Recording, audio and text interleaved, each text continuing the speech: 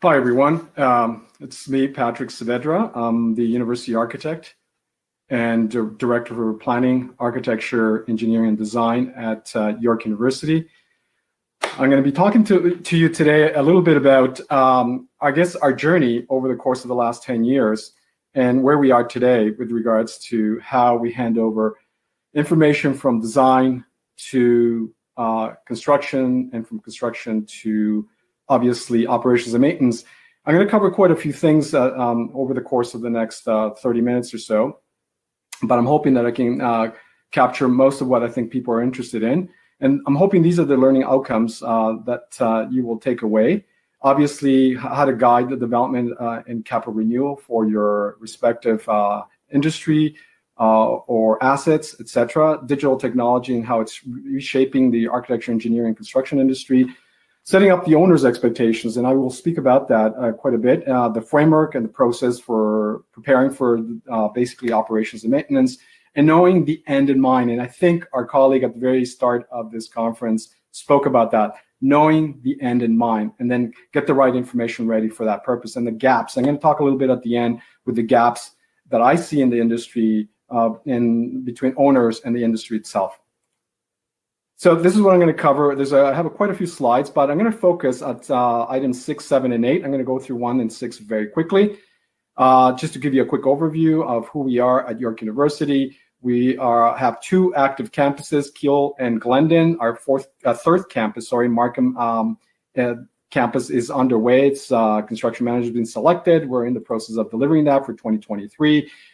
We were founded in 1959. We have approximately 10 million square feet of space. We are about 185 hectares, 55,000 students, Canada's third largest university, 110 buildings, and we have approximately about 10,000 faculty and staff.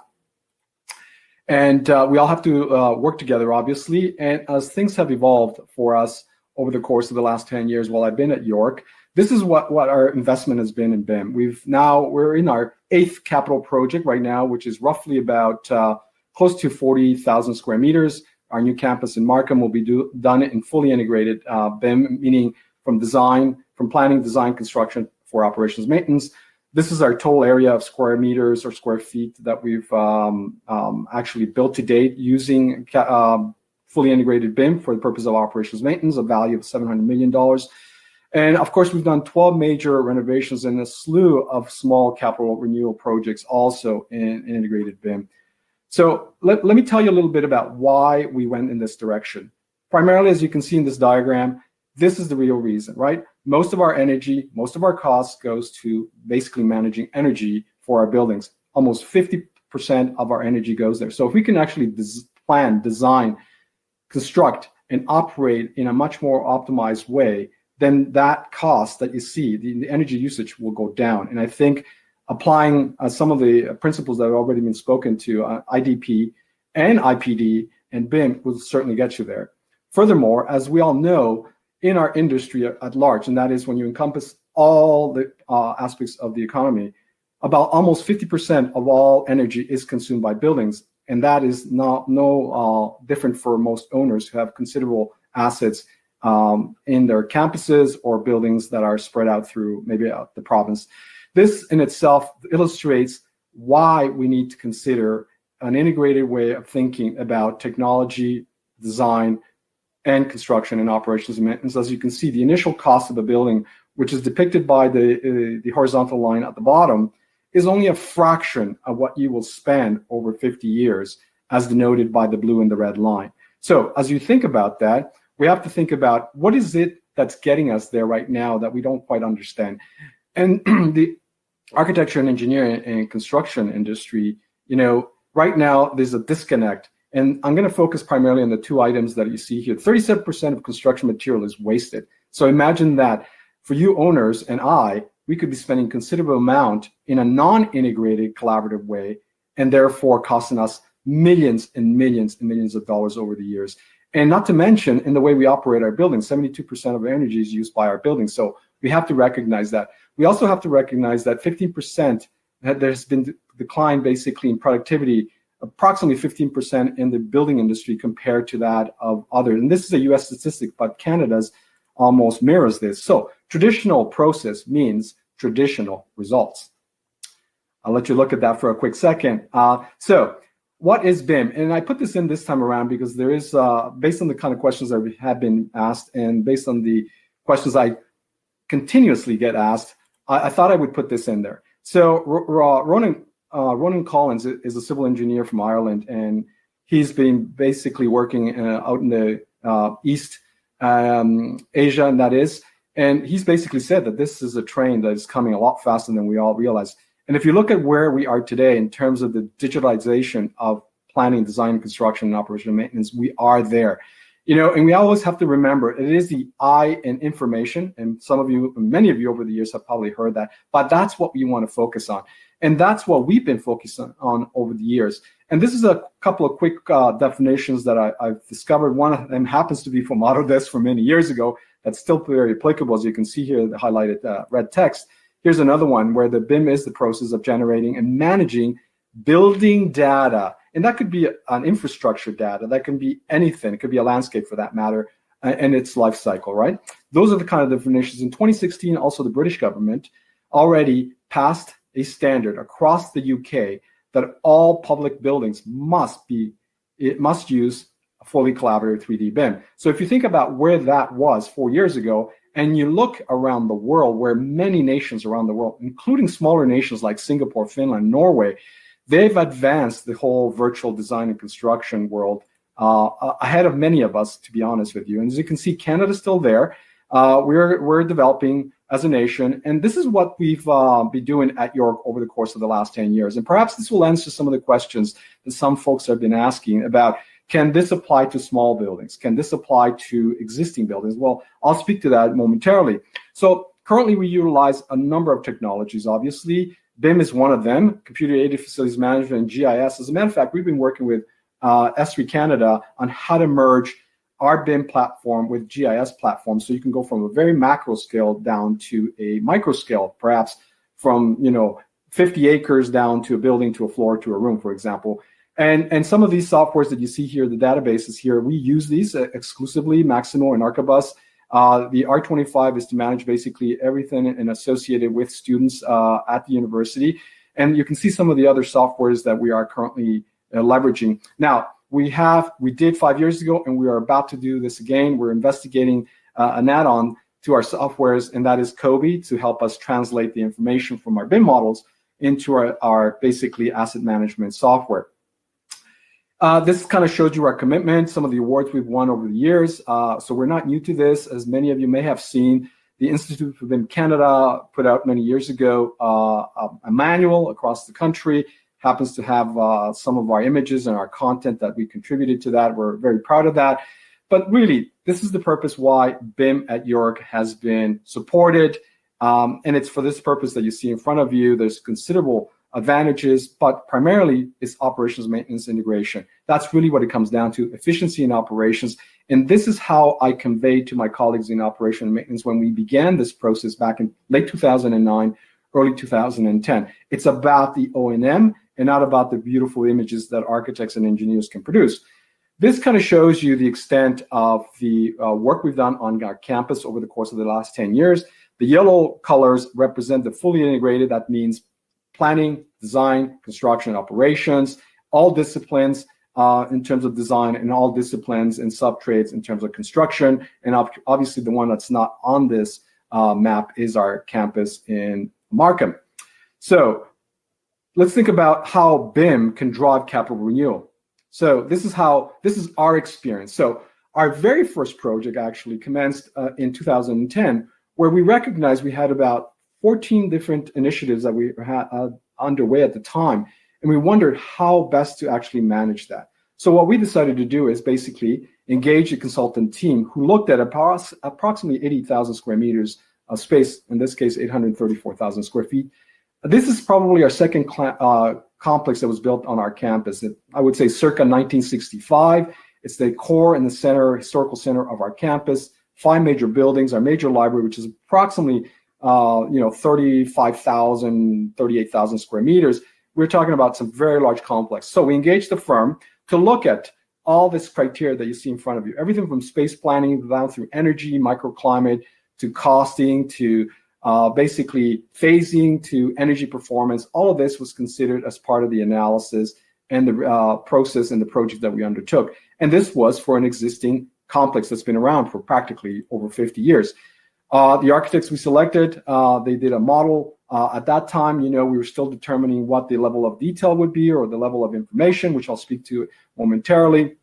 But in that regard, they helped us develop a number of scenarios, and those scenarios were explored in terms of energy, in terms of space, et cetera, et cetera. And these are some vignettes of some of those models that they prepared for us. We then went further to consider that was an existing, so that was one of the case studies that I want to share with you, which is for an existing large complex. Now, something for something very small. This is, I happen to be the architect of record. This project got published, and we basically did the design in-house for 2 small robotics pavilions for a researcher. They're 35 square meters each. 35 square meters each, 2 sites, as you can see here. And then we basically designed this, provided basically the raw BIM model to the fabricator, who in turn was able to fabricate it off-site in Grimsby, Ontario. And then from there, they brought it on site, installed it, and here it is in its final location. And today we have these 2 pavilions that are multi-purpose, not only for research, but for the large community at large.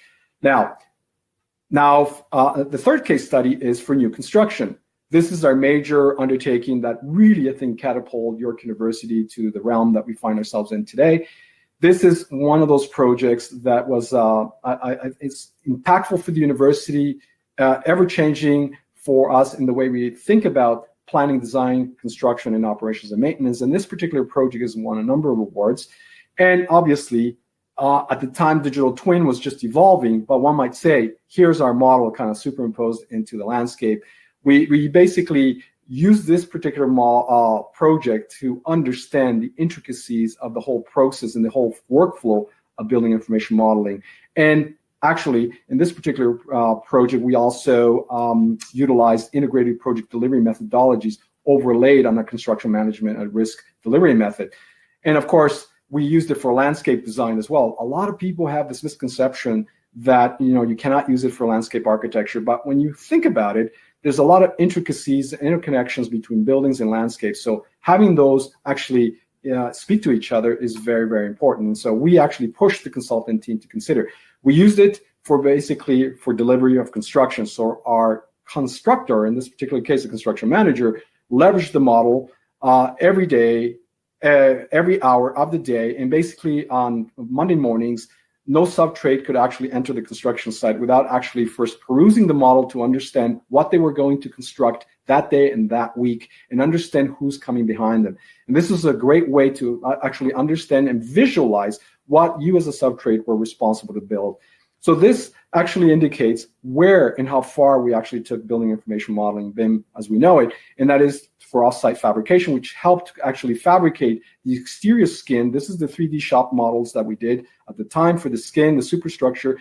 Here it's being fabricated in a factory. Here it's installation. Each of those, as we call them, cassettes, they're about 4+ meters tall, and they're about obviously 8 meters long, almost 7 to 8 meters long, with tolerances of 5 millimeters all around. Here is basically the model in a display with the installers of the windows in our building, using the model to ensure that they actually put everything together. So obviously we used it for plumbing and mechanical, and of course we used it for preparing ourselves for the transition to our digital operations and maintenance. So we actually spoke about this. We set up the nomenclatures, the language, the registry of our assets. We provided that to the construction manager, working with our operations and maintenance, and therefore were to provide the appropriate tagging for the respective components in the building itself. And we've done smaller projects like this. This is a small interior project that was complicated in terms of accessibility, in terms of fire separation, circulation. It was a public atrium. We infilled this. This was a $375,000 job. And we did this in BIM, in-house and externally with our consultants. We also have done major renovations like this. This is approximately about 2,100 square meters for our Osgood Professional Development in downtown in a Class A office building. We actually did this, a fully integrated planning, design, and construction, obviously for operations and maintenance, even though the building is owned by Cadillac Fairview.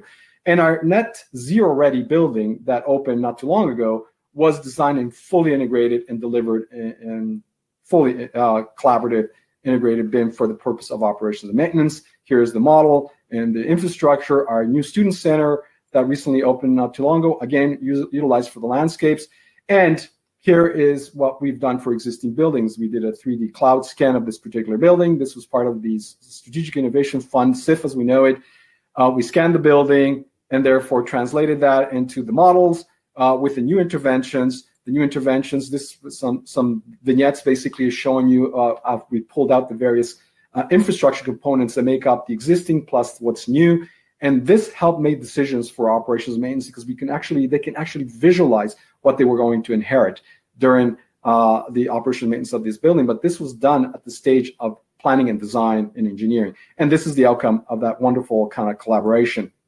And this is our most recent project that's under construction right now. It'll be finished by the end of the year, again, in the fully integrated collaborative BIM from inception for operational maintenance is being considered. So let me focus my last kind of 15 minutes on this area that I think is very important for most of owners across the board. Now, the benefits, you have heard many, you probably have read, there are many, and really the objective of all the benefits that I see for us as a university and perhaps for other owners is exactly what I've sort of highlighted here in red, and that is for ongoing maintenance and operations. But the only way you can do that is by bringing on board very early your operations and maintenance folks. You need to have champions. You need to have commitment. You need to have commitment across the board. If there isn't a premier sponsor who supports this and promotes this, then you're going to have a bit of a uphill trajectory that may take a little longer, but you will get there. I promise you will get there. So when you think about the return on investment, when you actually utilize and apply building information modeling, I'm going to focus on the bottom kind of statistics there, 35 to 43% reduction in risk. Reduction in risk in terms of design, construction, and operations and maintenance. That is a major, major win for most owners if you think about it. And of course, if you think about the whole life cycle of these particular structures, existing or otherwise, it's about better performance. Better performance means that things were better integrated, that we all understand what we're working with and understand what its final potential outcome in terms of cost investment over the life cycle of a 50-year building or perhaps a 100-year building.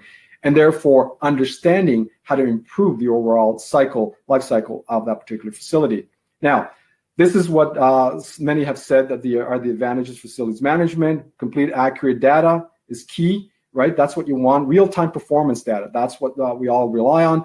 I always, every day, practically get asked for certain data of all sorts of things regarding many of the projects that we worked on over the years, and that's very important to have it readily available. Schedule maintenance. You can work with your maintenance folks on that in advance, obviously in the models under this sort of digital twin mantra, and then work through that process with them. Now, obviously our vision in the future is, we've already started this many years ago. We actually attach photographic records of the construction through hyperlinks into our BIM model.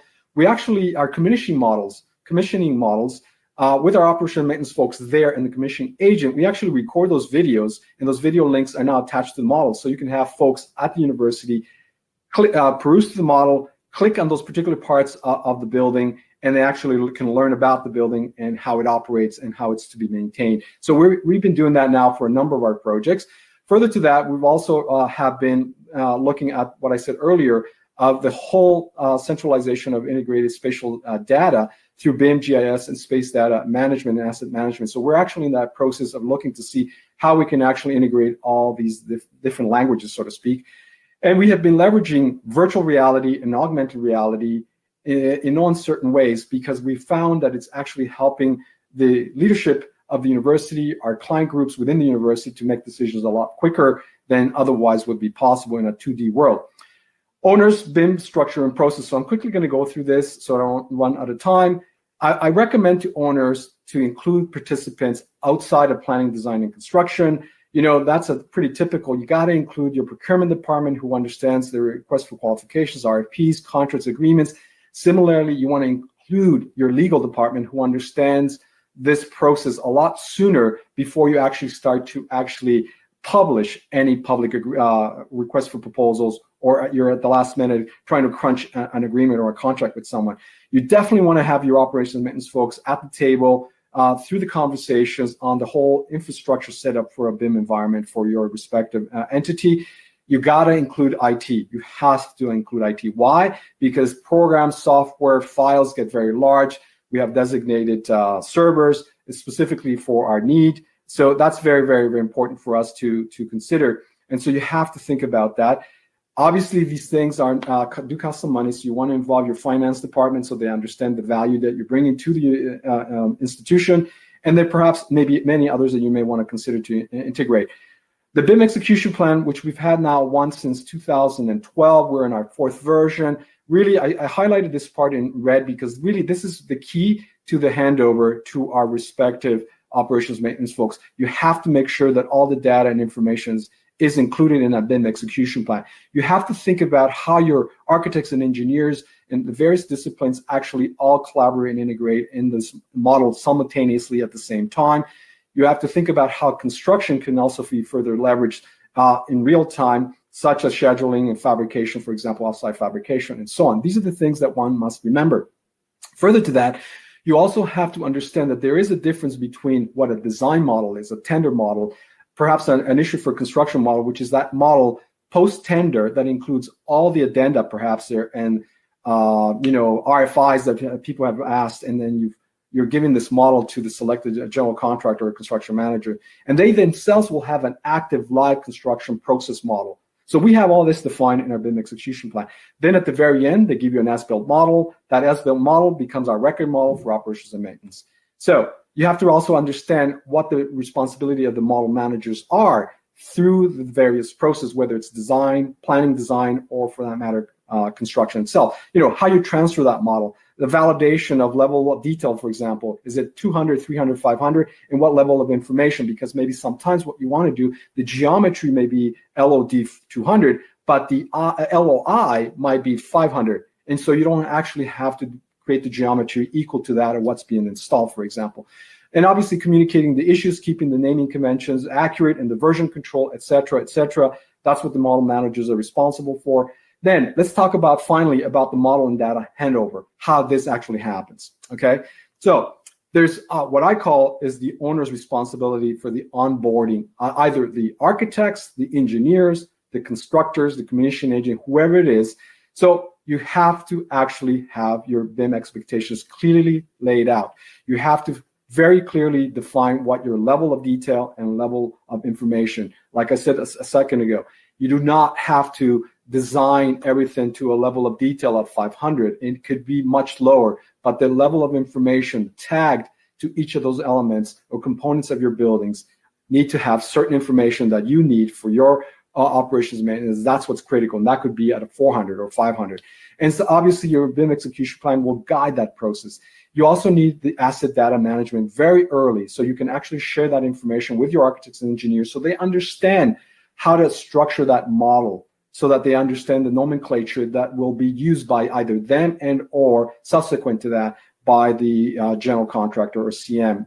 Obviously, there are various types of assets. So we've already deemed that we have about 84 assets that are critical from a weekly, monthly, bi-monthly, quarterly, or annually that needs to be actually accessed in some way or another, whether it's to change a filter or change a belt, or whatever the case may be. And those are the key ones that we highlight outside of thousands of BIM element table that we have that defines all the rest of the components that we want people to actually capture in their respective model. You have to understand that you need version control, both at the design phase and both at the construction phase, and then how that transitions, obviously, for our purpose. And you also need to actually audit those models, both the design models as well as the construction models. So we have a habit to actually reviewing the models monthly. And it's a few of us, they send us the model, we peruse through it, and we have meetings and we discuss issues that we find in the models with them. The owner's responsibility. These are some of the owner's responsibility, right? The goals and objectives and expectations need to be clearly stated. The BIM execution plan will describe the expected deliverables, sets out the framework, right? the collaborative process. It actually speaks to the technology, the software, perhaps the integration between the various softwares and programs that people are using and how compatible that is with your own respective IT infrastructure, for example. Version control becomes very important, the format, the types of assets, and so on.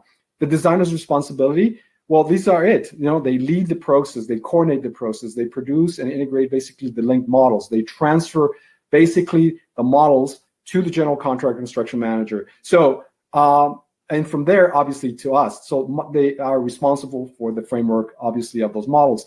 We dictate very early who owns the model, who owns the data. So in our BIM execution plan, we clearly state that the owner and the architect and engineers own collectively, simultaneously, the model and the data. Similarly, for general contractors and CM, they own the model and the data, and so do we.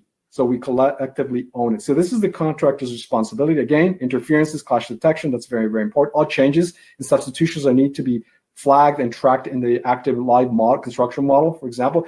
And we always write in that the general contractor or CM must make the model accessible to the owner and all respective soft consultants and the lead consultant, which is the architect, for purpose of doing any on-the-fly kind of design interventions that may be needed due to RFIs and change orders and so on. And then how that model is transferred.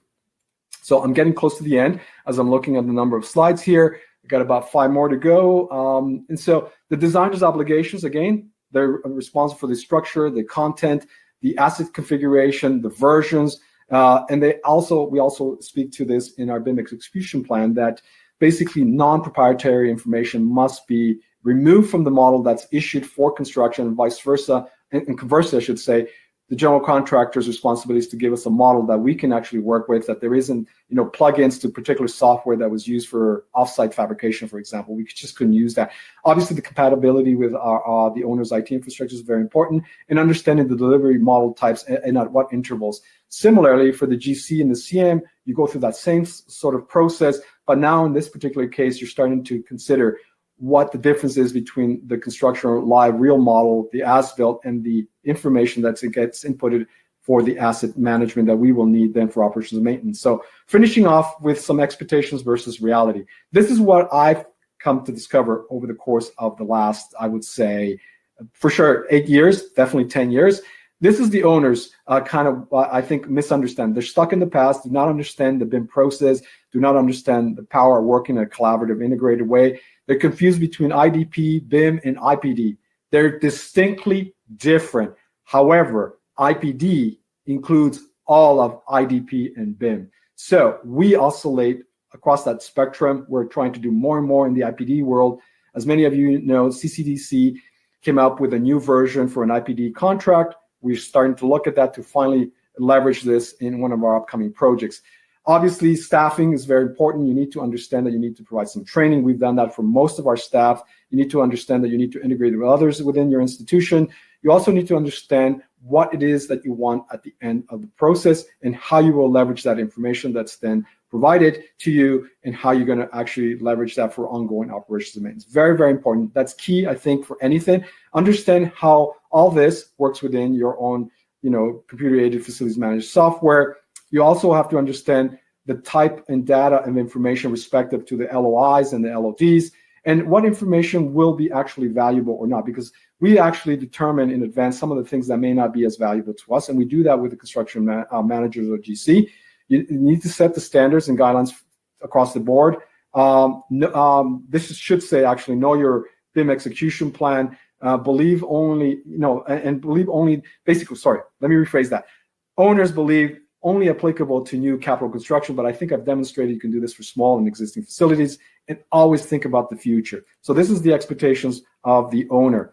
Let me show you what the designers I think, shortcomings in the gap between them and owners are. They do not understand the BIM process. They're hesitant to work in a 3D environment. They think it's going to be that much more cumbersome when in fact it is not. They haven't yet really merged or moved into the collaborative world for planning, design, and construction. Again, they also too don't have a good understanding of the difference between IDP, BIM, and IPD, etc. And some of the same issues that we saw with the owners, right? Again, not enough experienced sub-consultants. That's the biggest issue. electrical civil is one of the worst, and I think landscape and electrical, mechanical and structural, I think the most ahead, almost paralleling that of architects.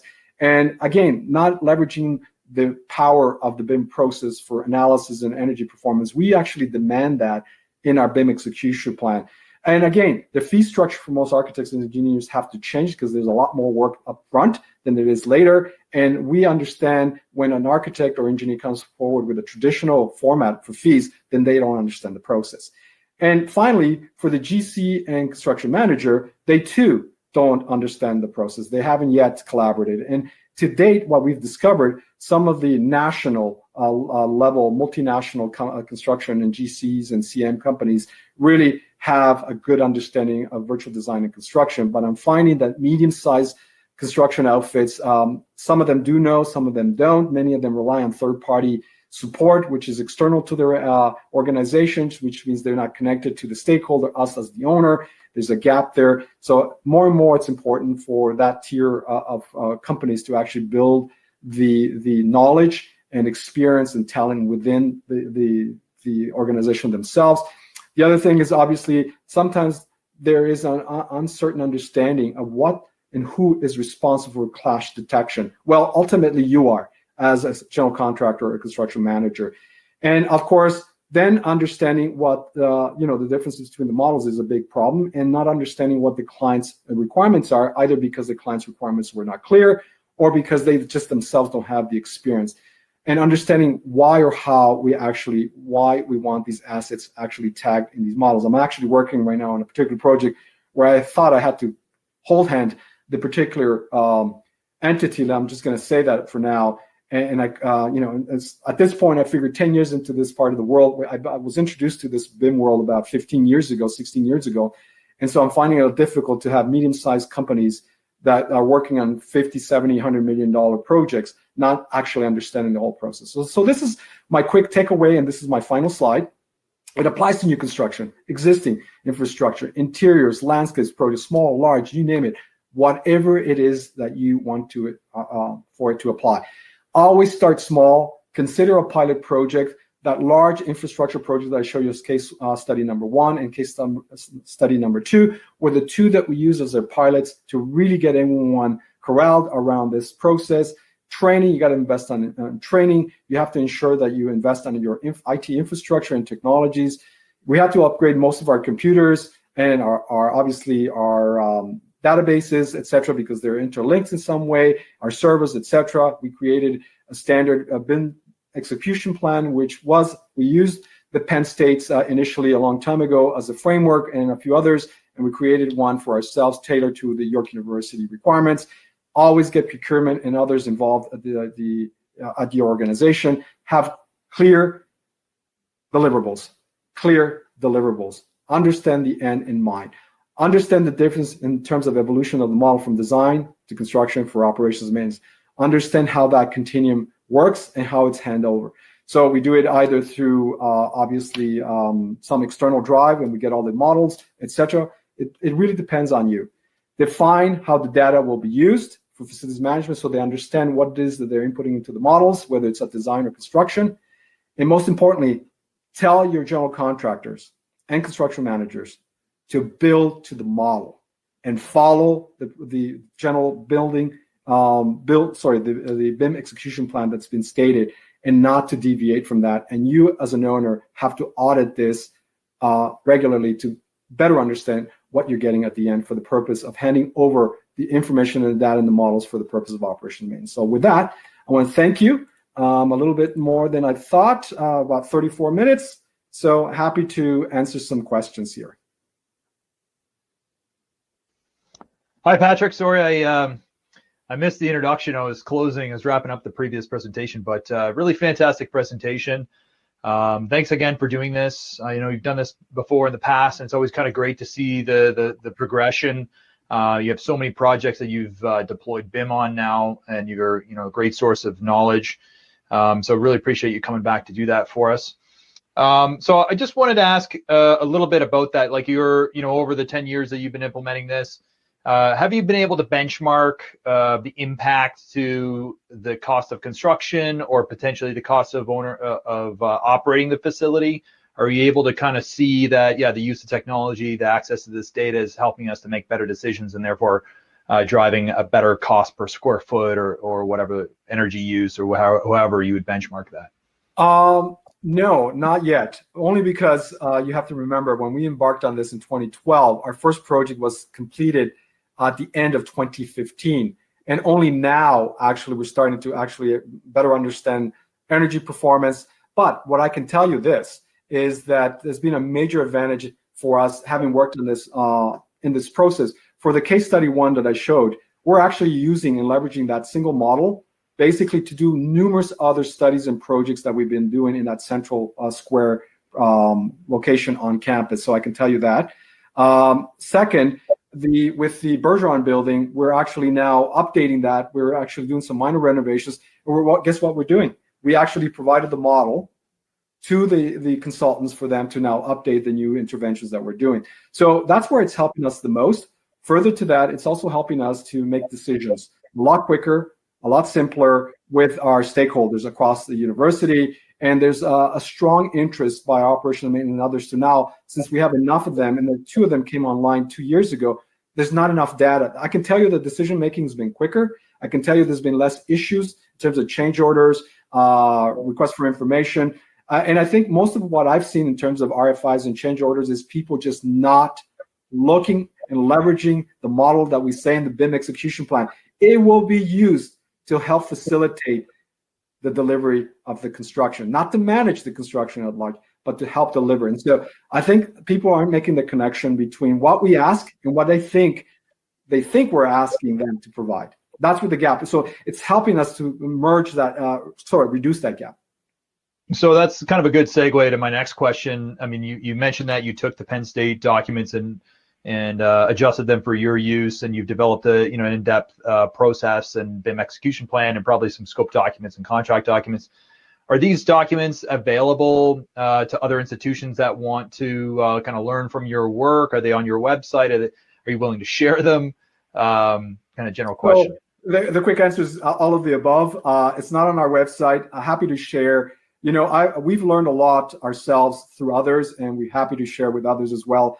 We've shared much of our information, our findings, our real kind of boots on the ground learning experience with folks all across the country, and we'll continue to do so because I think it helps us also to understand some of the issues. Perhaps now that you're 5 years into this, for us, it's like with this level of integration. I'm looking at other entities like Quebec, for example, and it is what can we learn from what they've been doing in a kind of from a similar vantage point, let's say. So it's available. My email was at the end of my presentation there. Send me a note. Happy to send you the documentation. We have happily shared in the past requests for proposals, requests for pre-qualifications for architects, for contractors. We make those available. Those are usually public anyway, so I'm happy to share. I have to tell you that when we started, it was maybe a quarter of a page. When a year or two was a half a page. Now, each of those sections in our RFPs are now about 3 pages long at least, plus supplementary documents over and over and over. So happy to share all that. Yeah, right on. I know you have a hard stop at 2 o'clock, but maybe I'll just ask one last question. There's a lot of questions that came through here, and I would love to have more time with you. But so regarding, you're obviously managing a lot of data related to all your assets. You've got hundreds of buildings, hundreds of models, I assume by now. Do you have like a strict data governance procedure in place? And do you have individuals or a team of individuals that look after keeping all that information current? And how do you manage that on a go-forward basis as things evolve with capital projects and capital improvements?